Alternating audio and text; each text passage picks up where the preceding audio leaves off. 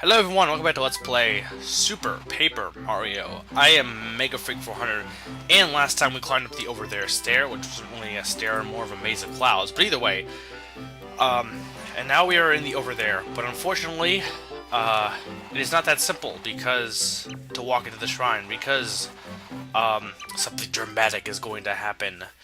That thing that's dramatic is Chapter 7-4, a bone-chilling tale. I'm assuming it's going to involve skeletons. Which, surprisingly, we did find on the stair, which shouldn't have been there. No one questioned it. But yeah, those skeletons are from the Underwhere. And it's not good to have skeletons from Underwhere going into the Overthere. They have an overprotective side, verily, and I grow annoyed of it at times. But it may happen. It is my own fault for being so cute. She is kinda cute. Interesting design. She kind of has hands, unlike most of the people in this game, but even then, her wings aren't really hands, they're more just wings. And there's a skeleton. The problem with the skeletons is and using carry would be much more effective, but the problem with them is their spiky spikes get in the way. And you can jump around them, but like, it's kind of annoying. And as I am demonstrating here, Bowser is not really all that effective in this chapter. As much as I like using Bowser, I tend to use Luigi in this entire section because of his super jump. It just makes getting around a little bit easier. Peach isn't that bad either. Peach and Luigi are probably the stars of the Overthere. Though, that didn't really help make my case. And death. Well, not really death, just lost damage. Yeah, I lost damage. Lost some health from that. But, yeah, again, like I said, this half of a entire chapter, the Overthere section, is, you know, admittedly, it's not the greatest thing ever. But I don't know, I still like this chapter. I still, you know, like the chapter quite a bit. And look, a Canadian. I didn't know heaven was populated with Canadians. What's your beef, huh? Our friend of the Nimbies, and you must be an enemy of us. Unfortunately, you guys are grunts. I've already defeated you before, or defeated your kind before, so you won't be that hard to dispatch. But yeah, this chapter's not too bad. It's just, I can admit the maze section is pretty, can be pretty, meh. Basically just the cloud, it's not even really a maze, but the cloud cluster from last time is kind of the most annoying part of this entire section. But enough about that. Yeah, Grambi seek the pure heart from, you know, to do evil things. And this chapter's gonna be full of people speaking in Old English-styled talk, and I'm not gonna be able to pronounce any of it. I'll try from now on, but it's not gonna be easy. No one said it was gonna be easy. And that was just fantastic. Fantastic use of jumping there. Well,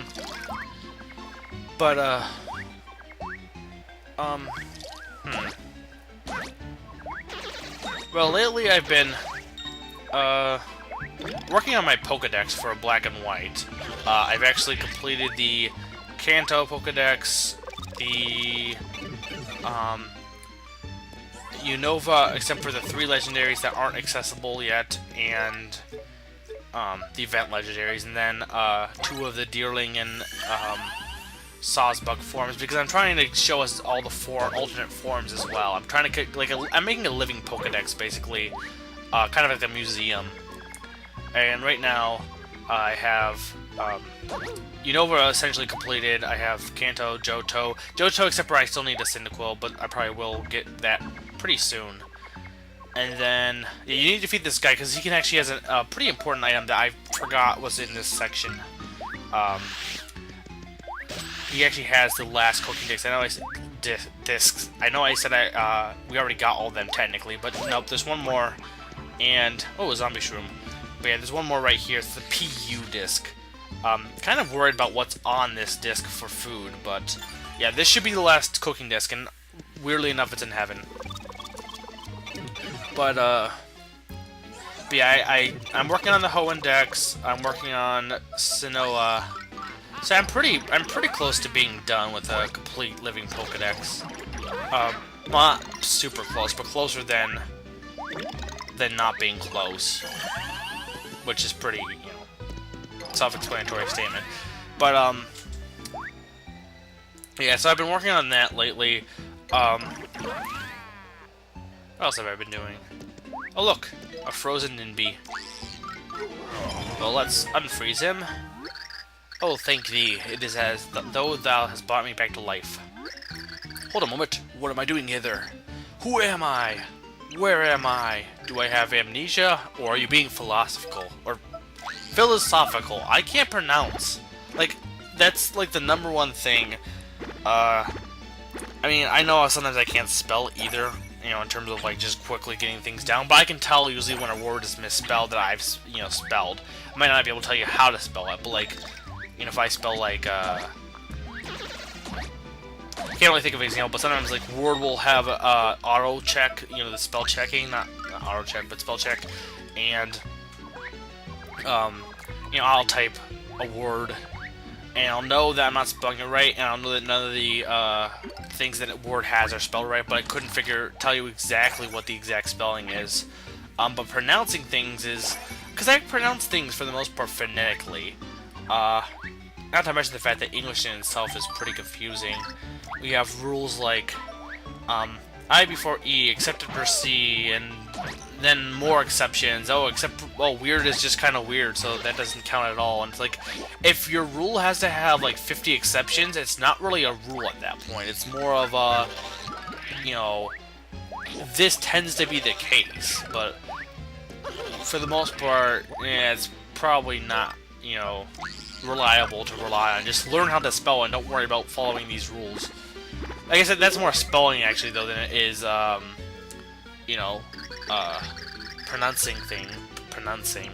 Speaking of pronouncing, but it's a little bit different than pronouncing things. But it is, even pronouncing things just seems kind of weird sometimes. Darling dear, fair Lovebee, sniff, thank heavens. Yon person helped thee. Yes, we helped 2 Canadians. Thou hast me thanks. Yea, verily, darling dear, thou knowest what. Yeah, now thou knowest what. Fair Lovebee, thou art as clever as I can't speak tonight. But yeah, they're going to show us that thou knowest what. I hope thou knowest what is PG-13. But yeah. Now thou knowest what. And Bowser is confused. But actually the thou knowest what is pretty dumb, if you think about it. Not dumb in terms of its usefulness, but dumb in terms of it shouldn't really exist. Basically, the thou knowest what is this building, and it's an elevator, but with over in it. So yeah, this thing, somehow having Metroid technology built in, or Metroid Prime, like the little holographic, I guess, things. Anyway, yeah, it's an elevator that the Nimbies use, and my question is, they can fly. Why do they need an elevator? There's no reason for them to have an elevator. I mean, granted, it's great that we can use it, but if the place is populated by almost all Nimbies, you don't see anything but Nimbies in this area, besides the skeletons. What is the point of having an elevator? I guess just to be safe, but, you know, even then, you don't need to like free these Nimbies right here. You can just like let them freeze for all eternity. But it'd be nice to just free them. There's not really any reason not to. And here we have a weird-looking Nimbie. This guy looks important because he actually is different than all the other ones. Thank thee. My given name is Wibby. I owe thee for that one. Thou art super. Wibby, speakest of my father. How doth thee fare? I'm sorry, Lovebee, I could not stop yon beast from entering Grambi's rhyme. And the fiends... Wait. You can fly. You don't need a bridge. You can fly. You can fly. You can fly. You don't need a bridge to... Wings. Rebby, Blueby, Yebby, you need orbs. Instead of just flying over there, we need to rebuild a bridge. I'm sure there's probably some explanation, and obviously the reason is because we can't go over there because we can't fly, but they can fly. They could go over there if they wanted to. They're probably just scared. Which, fair enough, but don't lie. And on top we have an itty bitty shop. I'm just going to show this one off because some of the wares in this place is pretty interesting. So yeah, Heaven sells, she'll see in a second. Heaven is definitely known for its hot dogs and hot sauce. Interesting. But yeah. Hot dogs are, of course, from... Both of those are actually from TTYD. Both from the Glitz Pit, technically. Which I guess that means that Glitz Pit equals heaven in the eyes of the creators. So yeah, this guy, once you've talked to Wibby, go back to him, and he'll realize that he's Bluebee, and he's not, you know, he's gonna help us give the orb, because we need those to rebuild the bridge. And thou speaks the truth then. Here, takest it. And we have the oddly shaped blue orb, which is more of a blue oval than it is an orb. I guess it's still technically an orb, but again, it's not really shaped like an orb. So back here where this locked door was, near the Overthere, we can find another Overthere that we can actually access ourselves. This is kind of like maybe an old model that doesn't have all the advanced, you know, mechanics, because it just has a switch. Which begs the question, what was the point of us unfreezing the guy? Like, I mean, I know we're helping him out, but like, why didn't they just have, I don't know, game, you need to be consistent. And hello, skeletons that I'm going to ignore. No real reason to talk to them. Well, not really talk to them. You wouldn't talk to them. You would, attack them, I would think. Over there, Sector 7. Yeah, I hate the fact that in the Overthere, there's a lot of spaces where it looks like you may need to flip because it doesn't look like you're able to go across, and in reality, it's, you know, just a gap that you need to use Peach. But it looks at first like, well, maybe I can't cross it, and you want to make sure that there is something over there in the Overthere. So here we have a badass Nimbie who's actually doing something about the skeletons instead of cowering or being frozen. Unfortunately, though, his strength is pretty much finished, and while that might be somewhat of an excuse, he still was fighting them, so I'll give him the benefit of the doubt and say he was, you know, just really tired from fighting them. And another Merly. That's the thing about the power in this game as opposed to like Thousand Year Door and Paper Mario. The mystical power in those games was a lot more useful because it was an RPG. Because of the setup of this game, getting random items isn't as useful as you would think it would be. However, I'm going to show off the power block because I haven't really showed off any of the items in this game. Because there hasn't been really a need for it. Most of the time, you're just going to need health items. Maybe attack increasers, but I rarely find myself using, you know, attack items on random grunt enemies. And then, if anything, I'll use them on a boss, but you can't use them on a boss because they're not effective on the bosses. From, you know, I think with Francis, I tried that and it didn't work. I am Rebby, thou hast saved me, I owe thee thanks. Or it might have been a different boss. Rebby, Grambi's in trouble. Hast thou the red orb? Well, yeah, he's Rebby. Lovebee, the 3 orbs are not to be given away lightly. And yet, these are dire times, are they not? I owe thee a big debt. Here's what I have to question. Why do you... What is the point to having the 3 orbs? I mean, the bridge has been destroyed, right? So the only point of the orbs are to rebuild a bridge? So why do you have them, like, hidden away, like there's some kind of dangerous thing that only certain people can have? All they do is rebuild a bridge. How could that be put to evil use? I mean, if anything, destroying the bridge is more of evil than it is rebuilding it, so... I do question the Nimbies' sense of defense in terms of spreading the orbs out. Because maybe they do something else. Maybe there's just one of their functions and you don't want people getting a hold of them. I know, video game logic, don't question it, but I mean, it kind of is pretty glaring. It's that thing. It doesn't really matter with video games as much, but with like movies, when something like breaks your suspension of disbelief, and it's like, I mean, not so much that you realize that parts of the movie wouldn't happen in real life, like that's fine, but like especially when a movie becomes inconsistent or it breaks its own canon that it's established. One of my friends mentioned how, and I liked the movie, but how Up, he didn't like that partly because the movie establishes at the beginning that Carl is frail. He's an old man. He has trouble walking up the stairs. He's pretty slow. And then at the end of the movie, he's pulling a house around and fighting on a blimp. It has enough strength to keep the house. I mean, I can agree. It is kind of... It does break your suspension. That's something that could break your suspension of disbelief. Not so much for me. I don't know why, but it doesn't. But there are cases where it's like, you know, I look at it and I'm like, it mostly has to do with consistency. There's one thing that, and it does vary, but there's one thing that's definitely very important in some cases, is being consistent, especially with, like, design. For example, when you do something that's, one of our teachers, I don't know if I said this before, but one of our teachers or professors, one of our friends was doing a,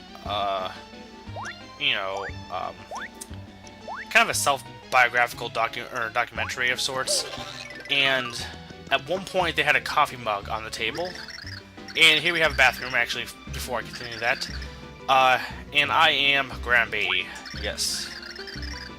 But he does not believe us. He believes that we are actually Beast and we are trying to trick him. So therefore, we watch to see who we really are. We are Mario. But he thinks it's a ridiculous name, so therefore he thinks we're trying to trick him and he's just scared. But if we say we're a monster, obviously a monster is not going to say that he is a monster. Therefore, he believes that we are not a monster. Therefore, he comes out. And this is the last of the Grand Masters of the orbs, Yelby. Or Yebby, not Yelby. We must rebuild yon bridge to reach Grambi. Thou must give us the yellow orb. So yeah, just a dumb dialogue where the result is, yes, here's the orb. Not dumb, but just same old, same old. But anyway, basically at one point there was a coffee mug, and then the coffee mug got taken out of the room, so instead they replaced it with a water bottle. And the thing that she mentioned was, when that happens, it looks as like an inconsistent mistake, or it stands out and it's glaring. Whereas if you had the water or the mug, you know, change all the time, like sometimes have it be replaced with like a rubber ducky or something ridiculous, just have it constantly be changing, it would be inconsistently consistent. And we're playing Tetris now. Cool. So yeah, we're building a rainbow bridge. Obviously not any regular bridge can take us to Grambi. It has to be a rainbow bridge. Reminds me of Ocarina of Time. But yeah, so, and that's not to say that that kind of consistency thing should be applied to everything, but like in that kind of case, it's like, well yeah, it's standing out, it makes it look like a mistake, it doesn't look like it's purposeful. If you're consistent though, then it does. It's kind of like when a game makes a joke and it's not really a joke, but like when you make a joke and then you know it's a corny joke and you enforce it's a corny, and not so much like that. I don't know where I was going with that. That's kind of a whole different thing. Anyway, hold it. Who's stopping us? Don't stop me now. I'm having such a good time. How'd you guys get here? I thought we'd destroy the bridge. Well, we rebuilt the bridge. Even though, again, they could fly. They could fly over here. There was no reason for them not to be able to do that. What, you little brat? Hey, you guys, fall in. Whoa, that's a lot of Skellobits. Skellobits sounds like a cereal. Kind of want to eat that. Like, it reminds me of like alphabets, except for with skeletons. They could make that though easily. Just have skeleton cereal. And Rebby is back. And since Rebby is badass, we don't have to worry about being outnumbered, because Rebby has his own fury, as well as an army of Nimbies, who again probably flew over here. Why couldn't they have done that earlier? I know, stop questioning it, but it's fun. I mean, at the same time, while it's kind of annoying to an extent that there's logic like that, at the same time, it's fun to point it out and, like, be like, they didn't go over there because, they couldn't fly. But I guess my thing is it weakens a piece when you have, like, any literature piece or film piece or anything, when you have something that glaring. It's like, you have such a great story and such great, some certain aspects of it, but then you have something like this that's very glaring that kind of ruins it a little bit. It could be very small, but for the most part, you know, just that little small thing could, you know, be like, everything was so great, and then you just had to have that one scene that you could have, you know, not had, and everything kind of got ruined, or not really ruined, but things just, it kind of lost some of its power that the movie had because of that. So, like, for example, not in regards of consistency, but in regards of, when Lord Crump, or not Lord Crump, but Garodis dies in TTYD and then comes back. That's an example of, it kind of ruins the whole impact you had. There's examples of this in this game too, but whenever a game does that, like it revises it to be PG, it's like you're ruining the effect you had. Why are you doing that? Please don't do that. It frustrates me when that kind of thing happens, and it also breaks your suspension of disbelief, because there's no way Garodis should have survived. Anyway, we're in Grambi's chambers. Oh no. It's God. Father, Father, art thou aright? Lovebee, thou should not have come. Flee from here. Bro-ha-ha. A touching scene, to be sure. Hello, giant skeleton guy. You're pretty awesome looking. Let me guess, you're the big bad boss of all those Underwhere hoodlums, right? A pleasure to make your acquaintance. My name is Bonechill. I am something of an evil celebrity in certain circles of the Underwhere. That may be, but my father shall never give you the pure heart, so givest thou up. Or, not thou up, but just givest up. Oh, you dear ignorant child, you really don't know a thing, do you? How charming. I totally delayed that sentence. I speak of the pure heart, and I speak of you, Lovebee. Wait. It is what? Plot twist. What sayest thou? The pure heart was hidden ingeniously to keep it away from evil sorts like me. Grambi changed the pure heart into a Nimbie that he called his own daughter. Whoa, this is definitely, probably, especially when I played it for the first time, this is probably one of the biggest plot twists, and Bowser's even surprised. One of the biggest plot twists in the game. Kind of comes out of nowhere. Not exactly, because there are definitely kind of, you know, references with JD's being hesitant in some other aspects, but it kind of comes out of nowhere, but I like it quite a bit, you know, personally. This whole aspect of the fact that Lovebee is actually the pure heart in human form, but a Nimbie form. Some good people say it's too over the top, and it doesn't really fit at all, and it's kind of ridiculous going with the consistency thing, but I think it walks that line. It's still, considering some of the other things that happen in this game, it fits. And I thought the power stake actually doubled your attack, because it's power stake, but I didn't read the description that said it only healed you. Anyway, with my attack increase, this boss is really easy. You can use those ice platforms that he fires to jump up there, or you can just use Luigi's super jump, and he's dead. And then Luigi will walk badassly across the screen. I love how it's programmed to have him be in a certain spot, and he has to walk all the way over there. So yeah, that's the thing with these bosses, especially with items they give you. They can be really easy, and this is an example of the boss being really, really easy. And Bonechill is dead. Kind of an interesting boss, but obviously he didn't take that long to beat. So yeah. Thou hast done a fine job. Thou hast saved our realm. Father, the words of the thing were lies, yeah? Thou and mother are my parents. Well, Lovebee. Lovebee. And there's JD's. You came all the way here. I have not received word of your safe arrival. Well, we were taking a while. Nothing happened wrong with us. It took a while. Art thou verily my parents? Wait a minute. Why do you... What? Okay, how could she not have realized that the fact that we were going up to Grambi, we would have taken the pure heart anyway, so you think she would have kind of been more concerned about it, maybe explained beforehand, or, you know, walked up with her, or fall from behind. Maybe that's what she did, and she was lying. But anyway, yeah, Lovebee is definitely the pure heart. Pure heart was always nature falling into evil hands. So Grams and I decided to transform it into a shape that no one would suspect. And that was me. Yes. Kind of a sinful thing, and it does kind of actually bring into question, like, you know, holy creation, and if they are perfect. Like, my whole debate, or my whole rant on perfection, but if they are perfect, you know, what they did when making a creature that eventually would have to be gone due to its purpose in life, being the pure heart, is kind of sad. It's kind of sad with the fact that they did this. And this is honestly, Lovely's probably the most tragic character in the game, except for the fact that, spoilers, if you do good return here, she does come back to life. Again, I hate the fact that games do that. You have a powerful scene here, keep it being powerful. Don't, you know, use magic to just make everything good. I'd rather have... Maybe I'm just a guy who likes kind of, you know, dark and emotional storylines, personally, but... anyway, thou art not my real father, so be quiet. So yeah, there's a little fight of sorts going on between Lovebee and this is actually definitely a thing that can be, you know, taken like adoption. Kids who, you know, this is kind of something you would see kids actually saying to their mother or their parents after finding out that they're not their real mother and stuff with identity. But as it's kind of implied here, it's not so much the blood that matters, it's more what they do for you.